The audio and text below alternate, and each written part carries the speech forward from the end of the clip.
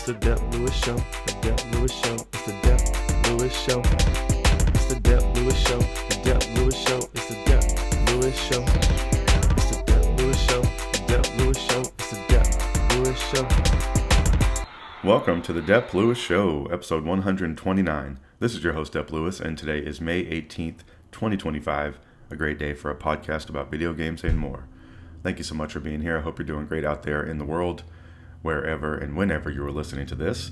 The first order of business is to ask you to follow Dep Lewis Show everywhere. Full episodes of Dep Lewis Show available anywhere you can find a podcast. So find the best place to subscribe and listen weekly, places like Apple Podcasts, Spotify, Google, YouTube, Amazon Music, and more. If you'd like to support the show even further than just listening, patreon.com/Dep Lewis Show is available if you would like to subscribe monthly. Also, Venmo at Dep Lewis Show is available any day, anytime, for any amount if you would like to support the show. In this show today, episode 129, we'll have three sections as always. The first section, I'll tell you about what is going on in my video game life, what video games I'm playing, and keep you up to date there. The mid section, which is not mid in quality, it's just the middle, is the most important. I tell you about what is going on around the video game world that you need to know.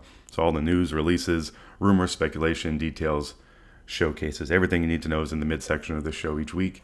And the third and final section is the Miscellaneous talk section, where I can talk about anything I want to outside of the video game world. I usually keep you up to date with what is going on with my favorite sports teams, and that will be the case today as well.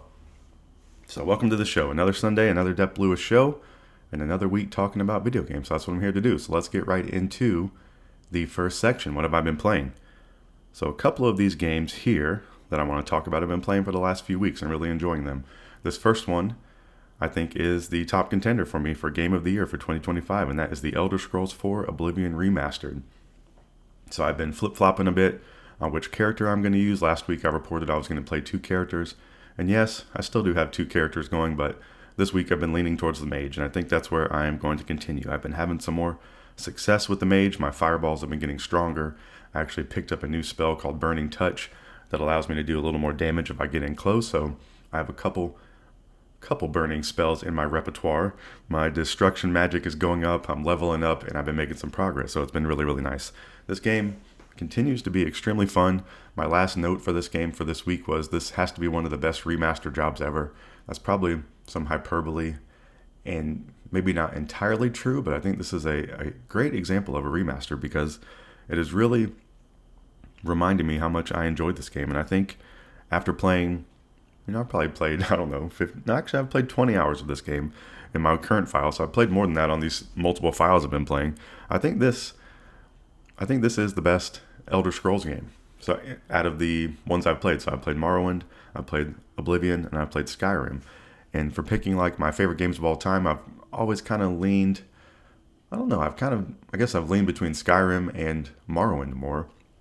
But after playing this, it's making me realize how much I enjoy Oblivion and reminding me of the time back when I was playing Oblivion and how hooked on it I was. And there's still a lot of those same feelings even in the modern time. So I think that's why it's such a good remaster. I think they've done a great job of bringing this game from the past, putting it into the present, and doing a great job of like bringing it up to date. And you're still getting a lot of the same vibes from it that you did from in 2006. So I think they did an immaculate job of staying true to the game, but also revitalizing it or rejuvenating, up-resing, making it look better. Like they did everything to make the game more modern, and I think they did a really great job of that. So just want to salute the work being done on the Elder Scrolls 4 Oblivion Remastered. I've been having so much fun with this game.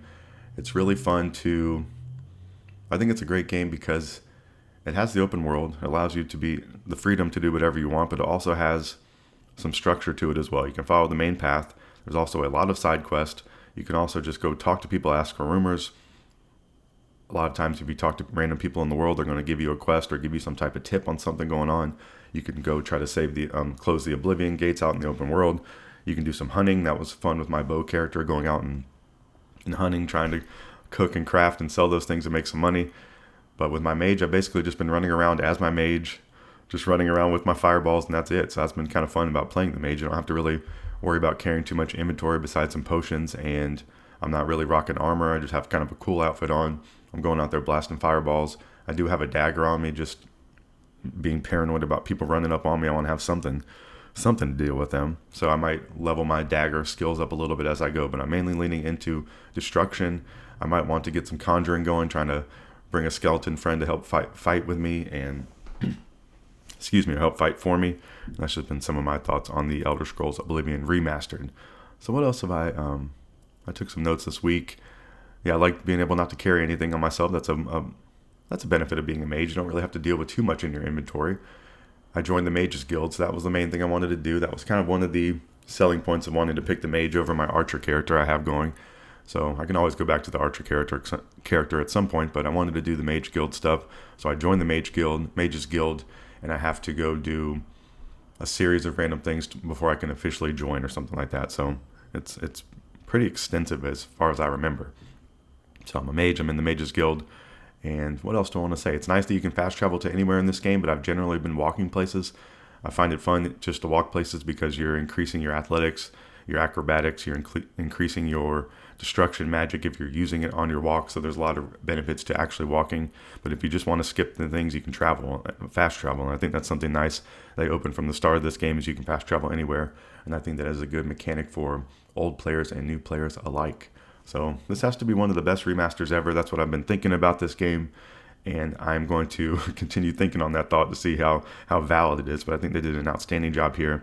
I don't think this game is ultimately going to hold up as my game of the year once the Switch 2 releases or some other games come into the orbit for 2025, but I think it's going to be a contender, and I've been having a lot of fun with this game. I've been putting a lot of hours into it, more than I normally would on a game at this point, right? I've just been playing this game more than I would. I've been playing some more games than normal and been enjoying it. So Oblivion Remastered has been an extremely fun game, and I'm trying to think what else I want to say about it, if anything. I just plan on rolling through with my mage, trying to do some of the Mages Guild quest. I think that's my main objective. I'll get back to the story at some point. I would like to figure out how to close the Oblivion gates. I was having some trouble remembering how to do that, so I would like to do that as an open world mechanic. I think that's pretty fun. And, I may sneak back in there to my archer character at some point, but I've been having fun with the magic, and I will definitely keep you up to date with what I am doing on video games in this section as always. So that's my Elder Scrolls update. And I think it's one of the best remasters ever, and I think it is my favorite Elder Scrolls game. So those are two of my statements here for the Dep Lewis Show, episode 129 today. All right, so what else have I been playing this past week? I've been playing Persona 3 Reload still, so I'm playing my PlayStation 5 file of this.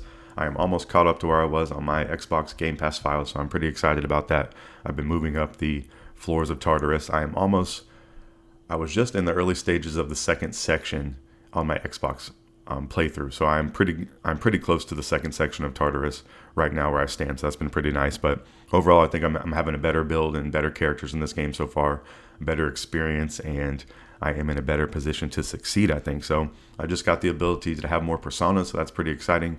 As the main character, you can change your personas in the battle, and that allows you to target different weaknesses or maybe some strengths you don't have in your party. You can cover those up with your own persona and your different options there, so it's pretty nice. So that's a fun strategy part to this game. So what else? I want to get to the gardening. That'll be the moment to me where I'm caught up to my Xbox file, because that was pretty cool. They allow you to start curating a garden on the rooftop of your dorm, and that is something I would like to do and see how extensive that is. And what else have I said? I really like the weakness game in this. I was trying to think. So the weakness game I'm talking about is the turn-based combat. So targeting the weaknesses, the way you do it, the different characters that have the abilities and having multiple weaknesses. And the UI in this game is very good at showing you all these things. It's very nice to look at. It's very informative. It's very stylish. So I think this game does just a really great job of making that apparent what you're doing and what you're trying to do. So sometimes you do have to take a shot in the dark when it's a new enemy. You don't know what kind of weakness or strength they have. You just have to kind of shoot something at them, and then you can start tracking your information from there, which is pretty nice. So having a lot of fun doing that. I've been thinking about the weakness game in this. That's like a thing I enjoy in Pokemon. It's a thing I enjoy in Final Fantasy VII Remake, and I think it's just a thing I enjoy overall in RPGs, and that's a very RPG common mechanic. So last year was the year of the RPG on the Dep Lewis Show, where I kind of focused on the RPG genre, and I think that has developed itself into me really enjoying these RPGs a lot more than I have in the past. So What else have I been saying? Yeah, this Persona 3 Reload, this one's fun because the main character can target different weaknesses, so you have your most options with your main character, and then your own party members have their own specific strengths that you can go to. So just extremely fun. I'm trying to think what else I want to say about this game. I kind of keep saying the same thing. I enjoy the whole arc of this game, the whole loop it has you doing between the Tartarus and your day-to-day life, and then the actual combat. So there's three stages to this game that I find all extremely fun. I think they mesh together very perfectly, and it would not be a week of me talking about Persona 3 Reload without mentioning the music in that game. So definitely want to shout out the music in the Persona franchise. Go listen to some Persona music. All right, so what else have I been playing this week? There's another game I've been playing that I'm going to talk about in the midsection, so a little bit of a teaser there. But nothing else really this week. I've kind of focused on those two games. I did not make any progress in The Legend of Zelda Breath of the Wild. I think that's the only game that I really have on a list of things to do. So this has been the year of no direction on the show for me. So for my gaming, I've just been saying, hey, I can play whatever I want, whenever I want to. There's not really a theme of any kind, but I think the only target I have up on my bulletin board is I want to complete The Legend of Zelda Breath of the Wild. So that is something I've been trying to do, and hopefully going to make some progress in the upcoming week. And I'm definitely going to be playing it on the Nintendo Switch too. So that is one of the things I've been thinking about and I'm excited for. So I'm going to be carrying my file however far I can get on the Switch 1. I'm going to be transferring over to the Switch 2 and continuing playing Zelda the Breath of the Wild with the increased visuals and all the fidelity and all the new bells and whistles that the Switch 2 version will bring. So I'm excited about that. And then I guess in theory, if I could finish that before July 17th, before the release of Donkey Kong Bonanza, I'll be in really great shape for Nintendo Switch 2. So a little bit of a soft date there. You know, I'm not really, if I'm going to put a date out there, I'm probably going to finish it 3 years later, but you know, just something good to think about. And it's definitely the top of my mind on video games of something I want to complete. So I'm not really committing to finishing anything else at this point besides that. And I just want to mention that at this point.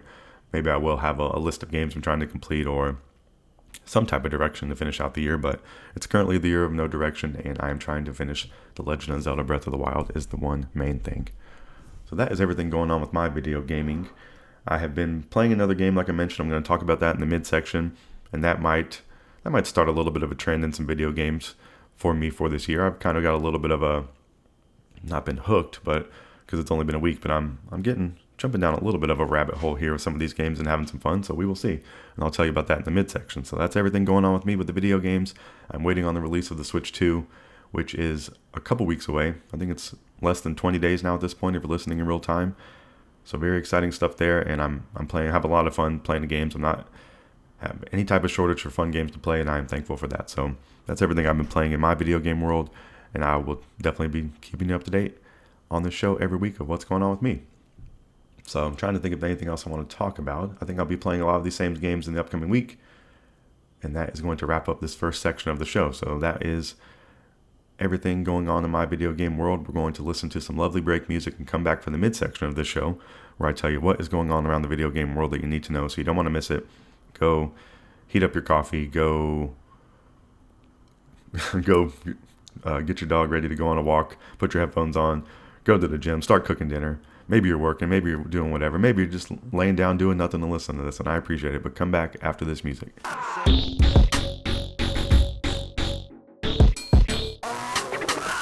Welcome back to the midsection of Dep Lewis Show, episode 129. This is where I tell you about what is going on around the video game world that you need to know. And the first one is a game release that I've talked about in the last few weeks, so I just want to do a quick mention that this game is officially out now, and that is Doom: The Dark Ages. This released on May 15th, 2025. It is $69.99 US for the standard version. It's available on PlayStation 5, Xbox Series X and S, and Microsoft Windows. It's available also on Game Pass. This is the prequel to the critically acclaimed Doom 2016 and Doom Eternal that tells the epic cinematic origin story of the Doomslayer's rage. Players will step into the bloodstained boots of the Doom Slayer in this never-before-seen dark and sinister medieval war against hell. So this game's available now.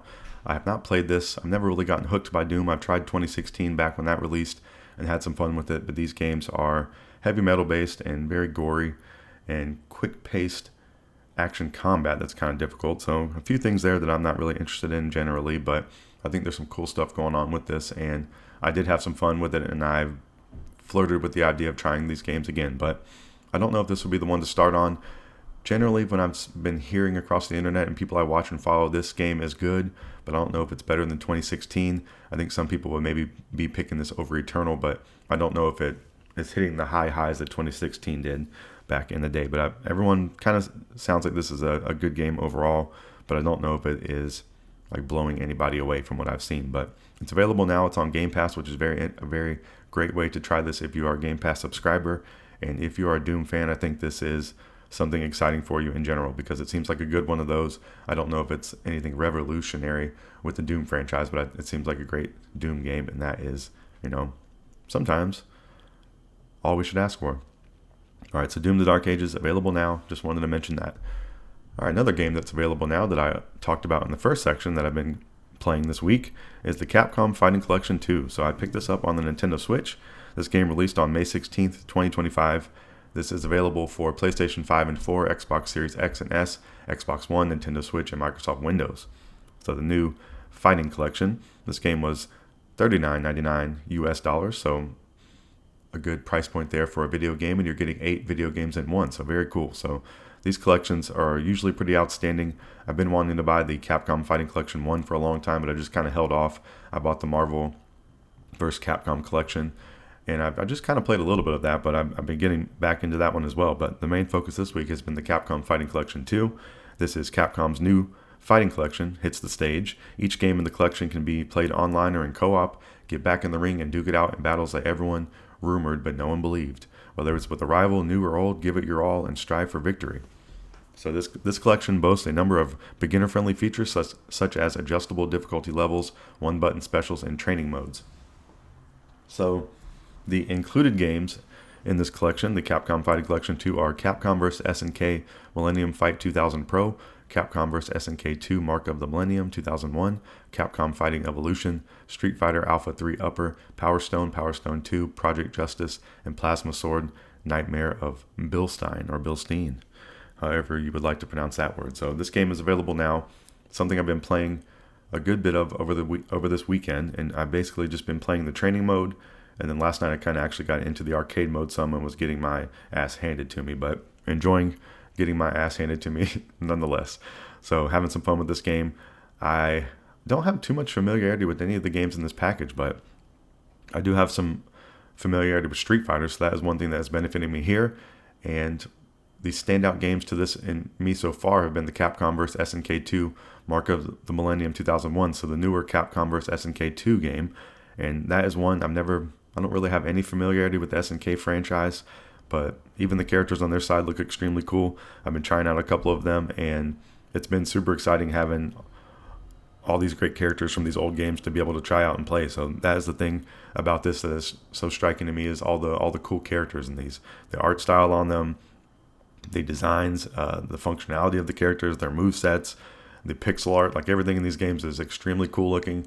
And as someone who didn't really enjoy Street Fighter 6 too much, it's not mind-blowing to go back to these, but it is a little bit mind-blowing to go back and see how high quality these games are and how wonderful they still play and look, and a lot of the movesets are still similar. So a lot of great reasons to go back and play these games, and it's pretty fun as someone who's played more of the modern stuff to kind of go back to these old things and see a lot of the roots, and even more than the roots of these games are available. These are really, really amazing video games that you should go try out if you enjoy fighting games. So that's kind of the rabbit hole I was talking about.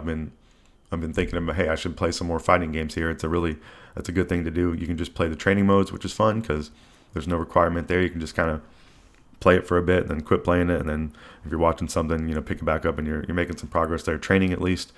And then it's fun playing online matches, and I've been having some fun with the arcade mode, playing the computer in some of these games. So it's been extremely fun, and I've been playing a good bit over the weekend. So I've been playing the Capcom Fighting Collection 2, which just released, and that's had me starting to play a little bit more of my copy of Marvel vs. Capcom, the arcade collection over there. So another great collection. So I basically have, I think it's like 15 fighting games within these two packages to play that you can jump between seamlessly and play offline or online. So pretty cool stuff. And I think that was kind of the trend. Hey, I'm going to try to maybe put some of these fighting games into my rotation a little more. I think it's a fun thing to do, and it is something I enjoy playing online even. So maybe I can hop into some online matches at some point. and I already have the Switch Online, so it's a great place to play it over there. So I've been playing some more of this. I am trying to figure out what characters I like, what style I like, and generally in Street Fighter I like to play Ryu, so pretty vanilla and pretty basic there. But I've also branched out to some Akuma, to some Ken, which they're kind of similar to Ryu, but I've also played some Chun-Li, and who else do I even like in Street Fighter? And then Sakura. So Sakura has been a character I'm seeing in a lot of these games that I'm enjoying to play and starting to learn more of her. And then from the Marvel side, I've been playing, well, Marvel, yeah, we're talking about the Capcom versus SNK. SNK, I haven't fully learned those characters yet, but there's a couple there I'm trying out. And then the Street Fighter Alpha 3 Upper and the Capcom side of things, there's a ton of Street Fighter characters. It's cool to see all the characters across these games, and it's crazy to see the amount of characters in some of these games. When you look at the roster for Street Fighter 6, which I feel is very disappointing, it's only like maybe 10 or 15 characters, maybe a few more than that. And you can look in these and they have 20, 30 characters just from the Capcom side, and you're reminded of how many great characters there are. The pixel art on these characters look amazing, and it's just really, there's a lot of good stuff going on with these games. They're fun to look at, they sound good, they're fun to play, and they are extremely stylish and cool. The art style and the designs are awesome, and it's a lot of the great characters from the Marvel side of things too. So I gotta quit mashing those up at the Capcom versus SNK side. I guess this is kind of more of a Street Fighter package to me over here, and then learning the SNK will be this Capcom Fighting Collection 2, and then the Marvel versus Capcom one is, that one's a lot more characters to deal with over there. You have Spider-Man, I'm trying to think of characters I've been trying to play and try to learn. Spider-Man, Captain America, who else are some other, Wolverine. So trying to mix up some Street Fighter characters with some Marvel characters and having a lot of fun with it. So that's one of the rabbit holes I've been going down, taking up some of my video gaming time, and you'll probably be hearing me talk about some more of this game as the year goes on. So I guess Capcom Fighting Collection 2 is also in contention for Game of the Year now. I haven't thought about that until this moment, and it is on the list right now because I'm having that much fun with it already. I haven't played enough games this year to really have a list where games are getting boxed out yet. So Capcom Fighting Collection 2, welcome to the Dep Lewis Show tentative Game of the Year list for 2025 so far. So I've been having a lot of fun with this. I still want to play some more of these games. Power Stone have some pretty cool mechanics. It's more of like an open, not an open world fighting game, but it's more of like an open 3D stage with power-ups. It's a little more Super Smash Brothers vibes over there on the Power Stone. And I've heard most people are excited about playing Power Stone in this collection. So something I need to investigate myself. I think Capcom Fighting Evolution in this 8-game collection is the one that most people are like poo-pooing and saying it's not that exciting. And the art style is definitely a lot different. It looks more cartoony or more childish. But they also have some like dinosaur characters in that game, which I think is pretty cool if I'm thinking about the correct one. But I've been making my way through most of these games and just trying to check them out and see what they're about. And I don't know if I've checked out Project Justice or Plasma Sword yet, so I still have some gaming to do over here. So the Capcom Fighting Collection 2 is available now, and I'm having a lot of fun with it, if you can't tell. All right, what else do I have to tell you about this week going on around the video game world? So there's another video game called Stellar Blade. That game came out, April of last year, April 2024, Stellar Blade for PlayStation 5.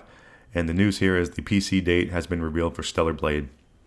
I think this was leaked and then officially confirmed shortly after. So the PC date for Stellar Blade is going to be June 11th, and it's going to be alongside the Complete Edition. So I guess PlayStation 5 is getting a Complete Edition, and then the Complete Edition is getting released on PC. And the Complete Edition is going to have 25 new costumes, new boss battle, higher resolution textures, unlocked frame rate, and more. It's going to be $69.99 US. Well, that's the current price now, I think, if you want to buy Stellar Blade. So I don't know if the Complete Edition is going to be more or not, but the current price if you want to play Stellar Blade right now, $70 US. And the back of the box talk on Stellar Blade: ravaged by strange, powerful creatures, Earth has been abandoned, and what is left of the decimated human race has fled to a colony in outer space. After traveling from the colony, 7th Airborne Squad member Eve arrives on the desolate remains of our planet with a clear-cut mission to save humankind by reclaiming Earth from the Natiba, the malevolent force that has devastated it. But as Eve tackles the Natiba one by one, piecing together the mysteries of the past and the ruins of human civilization, she realizes that her mission is far from straightforward. In fact, almost nothing is as it seems. So, Stellar Blade coming to PC on June 11th. This game does have a demo on PlayStation 5 that I played and is extremely cool. this is a game I would like to own at some point.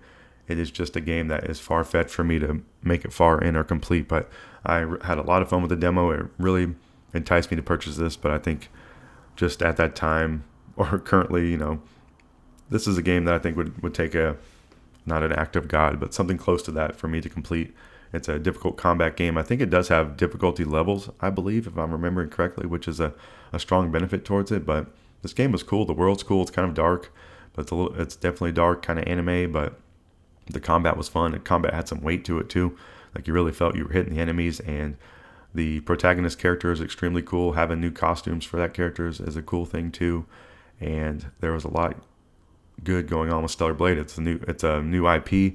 I think that's something to be appreciated about it, and it's definitely a game thinking now that is like a PlayStation 5 game. I don't think of too many of those games. I kind of downplay the PlayStation 5 in my mind of not having a lot of PlayStation 5 games, but I think if I was to tally it up now recently, where the PlayStation 5 is a little bit rounding into form, 5 years into the life cycle of the console, I think there's starting to be a library of games that you can only play on PlayStation 5. It's still a small library, but it's growing, and it's more than just the two or three games that was there for a couple of years. So that's something for me to think more on, even as I'm talking about it right now. But there's becoming more reasons to jump to the PlayStation 5 if you haven't done so, and you could still do so right now because they haven't raised their prices yet. So that's just a little PSA. I've definitely been enjoying the PlayStation 5. I could see it being one of my favorite consoles ever, and I could still see many more years enjoying the PlayStation 5. So enjoying that console, and Stellar Blade is a game that's coming to PC and something I'd like to play more of on PlayStation 5 one day. All right, what else is going on? All right, this next news story. So that's kind of all the game news releases I want to talk about. This next one is an upcoming game, something we talked about in the last few weeks, and this game is called Marathon. This is Bungie's new game coming out, and it is a live action, well, not a live action game, but it is a, what do they call these games? A living game, one of those games, a live service game.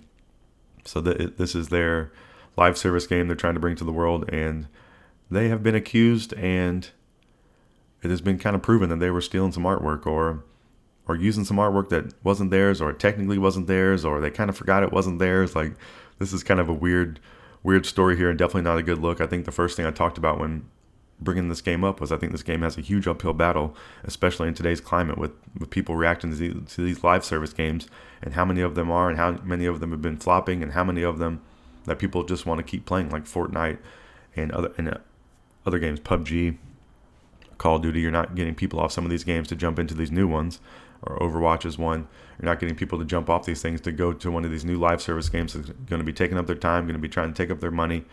And live service games want you to play them all the time. So people only have so much time in the day, and you really can only have so many of these games in your rotation, even if you are someone who just plays video games 24/7 and doesn't have any type of life outside of video games. I don't even think you can keep up with all the live service games, even if that was the case. And if you just drank energy drinks all day and just lived like a savage. But Marathon has been accused of, and has now admitted to, stealing artwork used in the current build of Marathon from an artist who first published the work in 2017. So that artist's name is Anti-Real, so I guess that's their online alias. So shout out to Anti-Real. I don't know if there's more information about this person. I'm not familiar with them, but I definitely feel for them if their work has been stolen here. And Anti-Real posted several comparisons of her work and existing Bungie Marathon assets, which go far beyond inspiration and often are direct one-to-one lifts of images, words, symbols, and even her own personal logo. Anti-Real's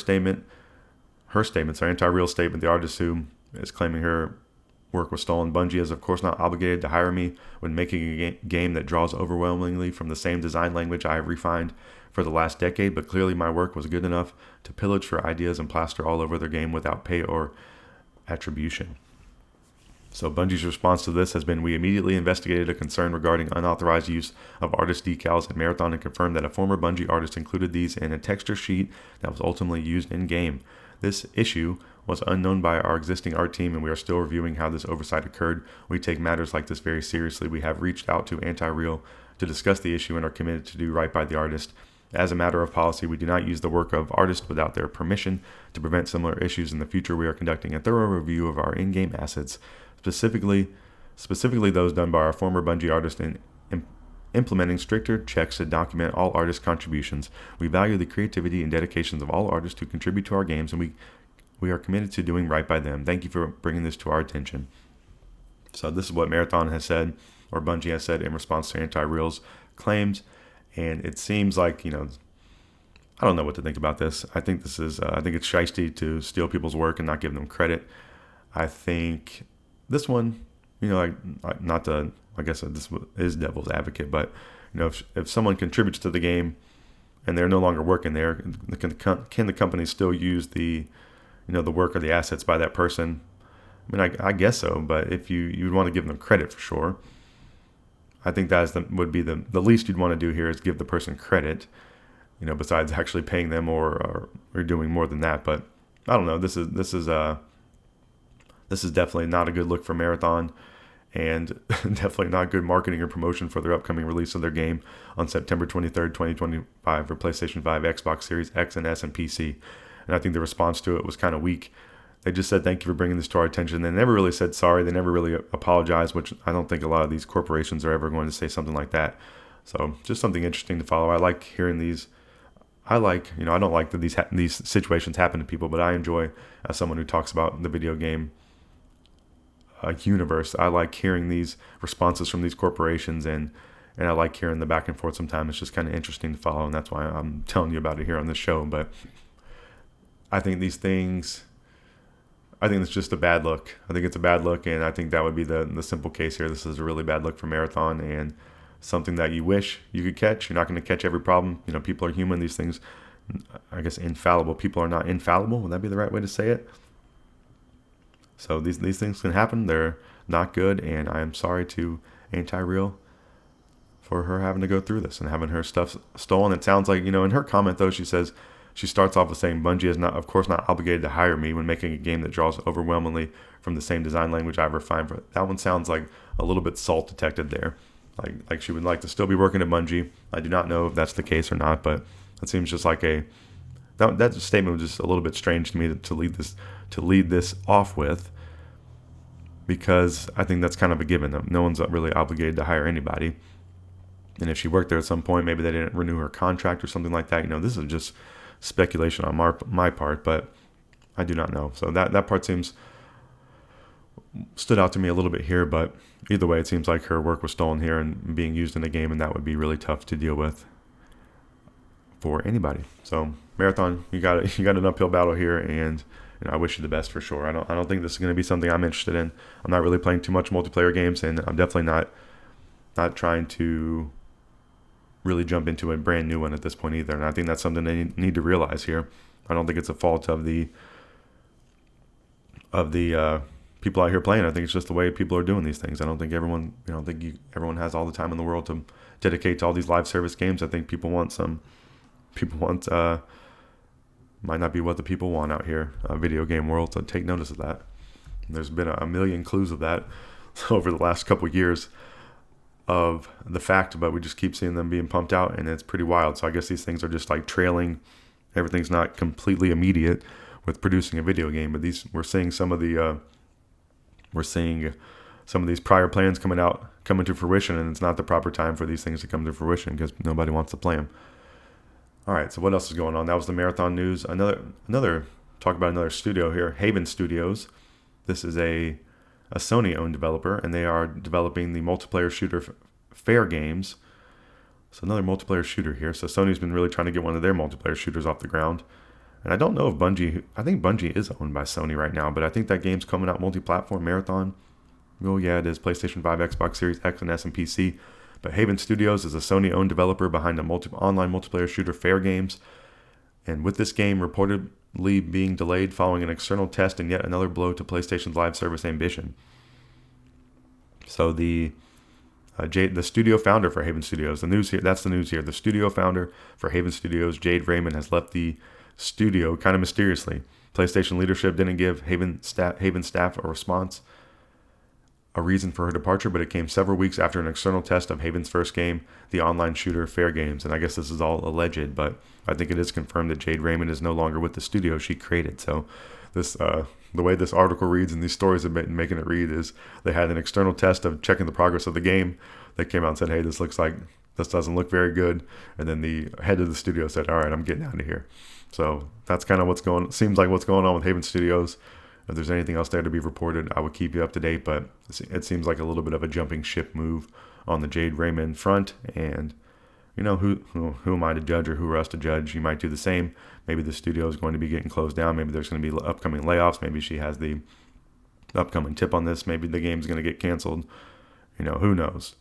I am not sure, but it has been bad news for a lot of these video games. I think these studios have made a lot of miscalculations, and those happen, and they are always going to happen, but you want to try to mitigate them as much as you can. But sometimes that is, the inevitable just takes place.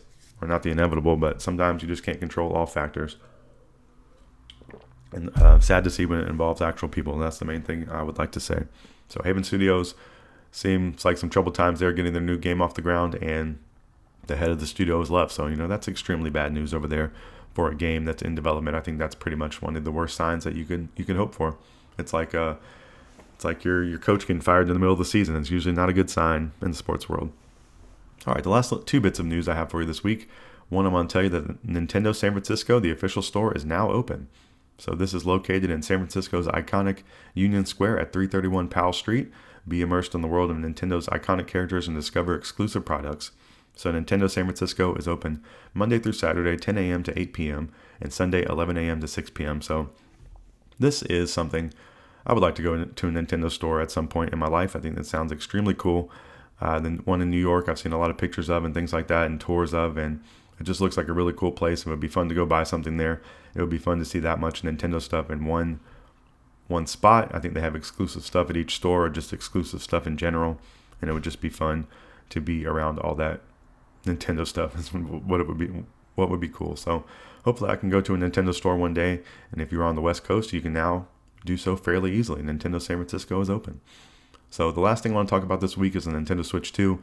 This is just kind of my placeholder for this console, since it's one of the biggest things in video gaming going on right now. The console releases on June 5th, 2025. I believe GameStop has announced they're doing midnight releases. I think GameStop even said they're going to have some more consoles to pre-order. I believe they said these pre-orders are going to start at 3 p.m. I don't know if that what time, Eastern or Pacific, but 3 p.m. on June 4th. So the day before the launch, I think they're going to drop some more pre-orders. They're going to have midnight launches for the console. So I think I'm planning on going to get the console at midnight. I'm gonna see how I feel or what I think about it more closely to the console release. But I took the time off work for the Switch release, so I have a long weekend coming up there to enjoy the console, and I would like to have it as early as possible. So I think that's going to be the case. So I'm excited about that. The initial release for launch that everyone's going to be playing is Mario Kart World. That's the launch game that everyone wants to play on June 5th. And then the upcoming releases I'm most excited for that have a date are Tony Hawk's Pro Skater 3+4, which comes out July 11th, and then Donkey Kong Bonanza on July 17th. And so the other main game I want to be playing for my Switch 2 is the updated version of Breath of the Wild, since I've been making my way through that game. And I just want to keep bringing up that the Switch 2 is coming out in just a couple weeks. I don't think there's been any other news about it, really. I'm trying to rack my brain. I think the GameStop news was a little bit new. It seems like a lot of people are doing the midnight release. It seems like GameStop's going to have some more pre-orders coming up. I don't know if any of the other retailers have announced that, but I guess you would want to keep your ears to the streets or keep your ears to this podcast, because I'm definitely listening out for things like that. But I haven't really heard of too many restocks. And I'm trying to think. I think that's about it. So Nintendo Switch 2 launching on June 5th, 2025. Just a few weeks away if you're listening in real time. So that's everything I have for you for the midsection of the show this week. That's all the video game news and information I could think of to bring to you. So we talked about Doom: The Dark Ages available now, Capcom Fighting Collection 2 available now, Stellar Blades coming to PC, Marathon having a dispute about some of its art, so some kind of bad news going on there. The head of Haven Studios and founder has left the studio mid-development of a game, so bad news there. Nintendo San Francisco official store is now open, and the Nintendo Switch 2 console releases on June 5th, 2025. So that is all the video game talk I have for you this week, but we still have one final section of the show. So we're going to listen to some lovely break music, and we're going to come back for the Miscellaneous Talk section, where I can talk about anything I want to outside of the video game world after this.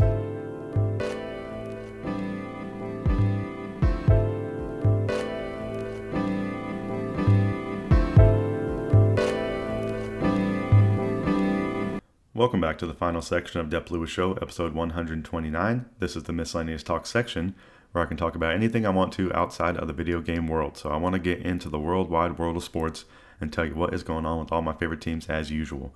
So my favorite NFL team, the Carolina Panthers, it's currently the offseason, but we do have some news. The official schedule for 2025 has been announced, it's been released, and I want to tell you about a couple highlights. So the preseason is going to start August 8th, so that's just 3 months away, versus the Browns. So that's going to start the preseason. That one's going to be taking place in Charlotte. And then the actual regular season is going to start 2 away games at Jacksonville to start the season on September 7th, and then at Arizona, September 14th. And I believe we played Arizona really early on in the season last year. And then the first home game for the Panthers this upcoming season is versus Atlanta at home in Charlotte on September 21st at 1 p.m. So nice to see the schedule. We're 3 months away from the football season actually, or from the preseason actually starting, and it's going to be here before we know it. So the first game of the NFL season is Thursday, September 4th, and it's Dallas at Philly. So everyone knows all the games, all the schedules, all the Monday nights, all the prime times. I believe the Panthers have a primetime game against the 49ers, which is exciting, and I'm excited for the season. So hoping the Panthers can compete for the division, and just looking forward to watching some football, going to some of those games in person, and having some success would be nice. And we need to see the Panthers trending upward. I think that's definitely true. I think this is a huge season for Bryce Young, and he can really cement himself as a starter here for a long time, I think, if he has a great season this year. So let's go Panthers, and go check out your schedules for all your favorite teams out there. They're available now. You can start planning your weekends and maybe some vacations or some trips and things like that. All right, so what's going on in the NBA? Not a whole lot with my favorite teams, the Charlotte Hornets. Nothing to report there, and nothing to report with the Hawks. So the NBA playoffs are still going on. The Knicks actually beat the Celtics, so they are going to be playing the Pacers in the Eastern Conference Finals. The Nuggets and the Thunder are going to Game 7 for a trip to the Western Conference Finals. And then they are waiting. I'm trying to think who's on the other side over there in the Western Conference. I don't know why I can't. Oh, it's the T-Wolves are over there still waiting. So we're almost down to the conference finals, and that's currently where we stand in the NBA. So nothing to report from my teams there, and I haven't had anything to report deep into the postseason for any of my teams in a while, which is sad. Sad day for my NBA fandom. But my favorite team, the Atlanta Braves, have been, they've hit the 500 threshold this week, which is very nice and something they haven't done all season. And they started 0-7, and they've been had a winning record since then. So very nice. So they're currently sitting after last night's game at, I think it was 23-23. So they are currently sitting at 500. I believe they hit that mark earlier in the week. But since I've last talked to you, the Panthers, the Braves, last Sunday played the Pirates. Then the Braves lost 3-4 to end the week last week. But then to get this week started off, the Braves have been having no days off. They played Monday versus the Nationals in Atlanta. The Braves won 4-3. Tuesday versus the Nats, the Braves won 5-2. Wednesday versus the Nats, the Braves lost 4-5. And then Thursday versus the Nats, it was a 12 p.m. game. The Braves won 5-2. So great work there by the Braves to win 3 out of the 4 against the Nationals, and that is what they should do there. The Nationals have been a little bit better than expected, but they should definitely be a team that the Braves should beat 3 out of 4 times, maybe even 4. And then for the weekend, the Braves have moved on to Boston to play the Red Sox up there in Boston. The Braves won Friday night 4-2. And then last night at Boston, the Braves lost 6-7. So the Braves had some bombs early on, where they were blanking the Red Sox for a while, but then the Red Sox got back into it, and they actually ended up winning the game. And the bottom of the ninth, Rafael Devers walked them off to win the game. So there's been some controversy going on with Rafael Devers and about his role on the team, but he has, I guess he's hitting DH right now and hitting a walk-off bomb, so that is putting a little bit of mojo in his step and a little more clout on his side of what he wants to do. I think he was saying they wanted him to switch positions. He was saying, hey, it's not that easy to switch positions, and I guess maybe he just didn't want to or whatever, but there was a little bit of tension going on, and I think him hitting that bomb is probably relieving a little bit of that tension going on for the Red Sox. So the Braves have one more against the Red Sox today at 1:35, so it starts in just a couple of hours in real time from when I'm recording this. And then next week, the Braves actually do get a day off, which is very nice. No game for the Braves tomorrow on Monday, and then they have 3 at the Nationals again. So they're actually going to play up there in D.C. So 3 at the Nationals, and then 3 versus the Padres in Atlanta. So versus the Nationals, I think the Braves should get 2 of those at least. And then versus the Padres, I'd like the Braves to get 2 of those as well. So hopefully 4 wins in the upcoming week for the Braves. And one of the best bits of news for the Braves last week, May 13th, Ronald Acuna Jr. began his rehab assignment, and he hit a home run in his first game back. I don't know when he's coming up to the big leagues, but he's back playing baseball. There's footage of him online hitting a home run and playing and hyping people up in the clubhouse and out there making plays in the field, and just super exciting. I can't wait to see him back on the Braves, and I am going to be waiting on that news every single day. So Ronald's back playing in the minors, getting ready, rehabbing, getting into game condition, and getting ready to come back up to the majors and make a huge splash and help the Braves go on a huge run here going into All-Star break, and then just really, really kill it for the second half of the season. That's going to be the plan for the Braves, and that's going to be the plan for Ronald Acuna Jr. So welcome back, Ronnie, to the baseball field, and I can't wait to see you in the big time or on the big stage. So that's everything going on with the Braves. Hopefully they're going to beat the Red Sox today. And what else is going on? The Orioles fired their manager, Brandon Hyde, so they've had an incredibly horrible start. It was just really surprising to see where they're at in the standings. They are one of the bottom teams in the league. So they made the postseason the last 2 years. They have some young guys on the roster. They've been having some excitement going on, and they are doing terrible this year. So their manager gets fired. I think he was there with them before these prior to, I don't know how long he's been there, but he's been with them through some rough times into these last couple of years of some success. And then now they are saying, hey, we need to go another direction. This ship is about to sink to the bottom of the ocean. So the Orioles have a lot of work to do. I'm glad to say the Braves are not in that position. They were early in the season, but have dug out of that hole somewhat, and they need to keep on digging. So that's the plan. So I think that's everything I have for you for the Miscellaneous Talk section this week. That's everything going on with all my favorite teams in the universe: the Carolina Panthers, the Charlotte Hornets, the Atlanta Hawks, and the Atlanta Braves. And that's everything I have for you for the show this week. So I want to reiterate some promotional talk from the beginning. Full episodes, or follow Dep Lewis Show everywhere. Full episodes of Dep Lewis Show available anywhere you can find the podcast. So find the best place to subscribe and listen weekly. Places like Apple Podcasts, Spotify, Google, YouTube, Amazon Music, and more. If you'd like to support the show even further than just listening, patreon.com/Dep Lewis Show is available if you'd like to subscribe monthly. Also, Venmo at Dep Lewis Show is available any day, anytime, for any amount if you would like to support the show. So just some overall kind of like show notes and thoughts. I've been talking about a stream schedule for a long time. I was even doing it for a couple weeks, but I think I'm just going to put that on hold for a while. I really enjoy doing the podcast, and that's kind of the main thing I want to focus on.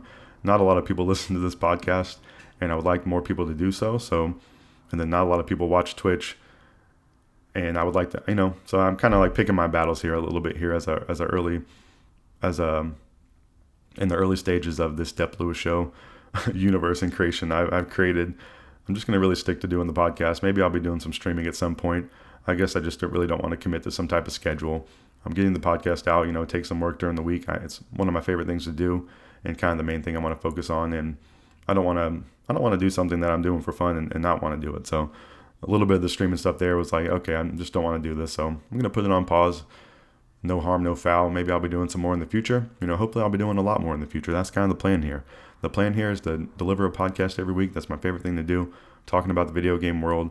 And then the plan for the future would be, to do even more. So hopefully I can, gain some listeners, people who really enjoy, I guess my perspective on things, the way I deliver news or deliver topics or talk about them, and then grow into other facets. That's kind of the plan here for the Dep Lewis Show, to keep podcasting every week, maybe do some streaming in the future. And then in the future, who knows? I definitely would love to be doing more, podcasting more, doing some more streaming, podcasting on other topics, doing some more random stuff, maybe collaborating with people. I have no idea where this thing's going to go, but one thing I do know where it's going to go, there's going to be a podcast every week talking about video games, talking a little bit about my life, and that is the main plan. So just thank you for being along for the ride. Thank you for being a supporter. Thank you for listening. Thank you for interacting with any of my content in any form or fashion, and I appreciate you. So I hope you have a wonderful week out there in the world. I'll be back next week as always, and I hope you have a good week. I hope you get some new video games. I hope you get some time off work. I hope you hit the lottery. I hope you go to a party. Hope you eat something good. Hope you see a cute dog. I hope you see some friends and family. I hope you go on vacation. I hope you have a good day at work. I hope you get a raise. Hope some great things happen to you in the upcoming week. And I also hope you come back and listen to another episode of Dep Lewis Show, because that's where I'll be. And I will talk to you next time.